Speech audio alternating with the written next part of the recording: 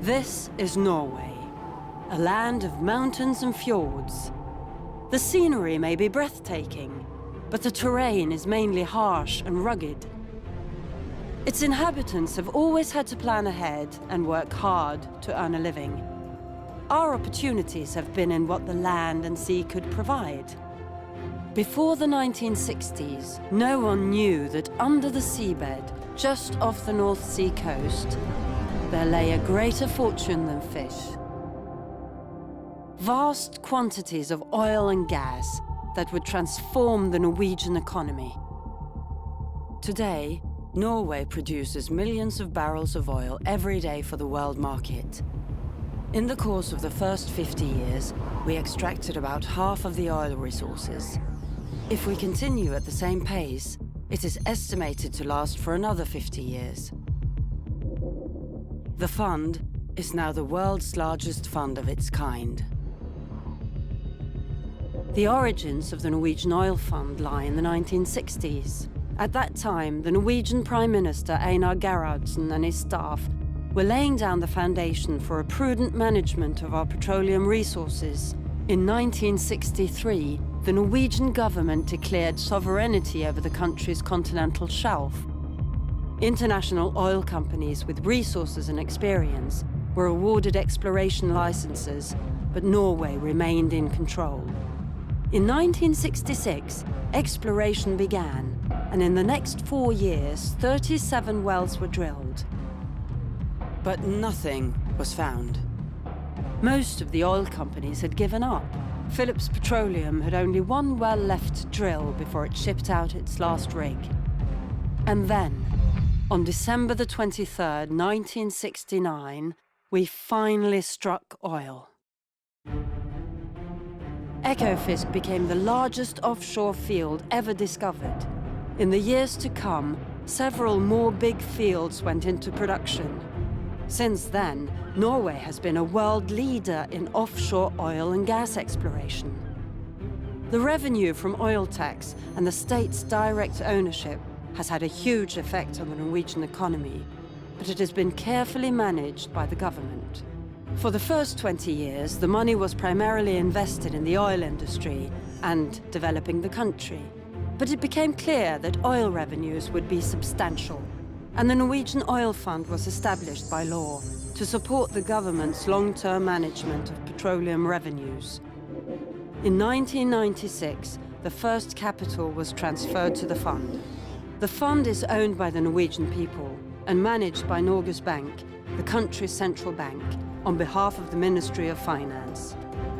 Its mission is to safeguard and build financial wealth for future generations.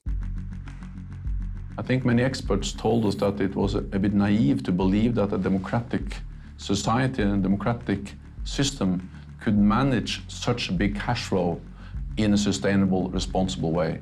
But the experience so far in Norway is that we have been able to do exactly that. It is the important pillars in managing the fund. That the fund is transparent, that investments are responsible, and that we have ethical guidelines. It really makes a difference.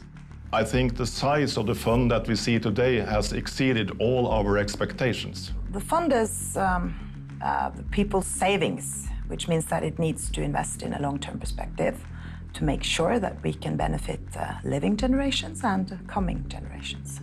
There have been several changes of government since 1996, but no matter who has led the Ministry of Finance, they have all agreed upon the main principles and rules of the fund. The fund was established based on a broad political consensus in Norway. It is important to keep that consensus. It is the people's money, owned by everyone, divided equally and for generations to come. Investments are global, and all are outside Norway. The assets are invested in 3 asset classes: equities, fixed income, and real estate. The fund's equity investments are spread across many companies and industries around the world to capture broad gains in stock markets and reduce the risk. Stock market returns have been good historically, but this is no guarantee of what will happen in coming years. Fluctuations in value is expected. But with the fund's unique characteristics, we can both manage and capitalize on these fluctuations.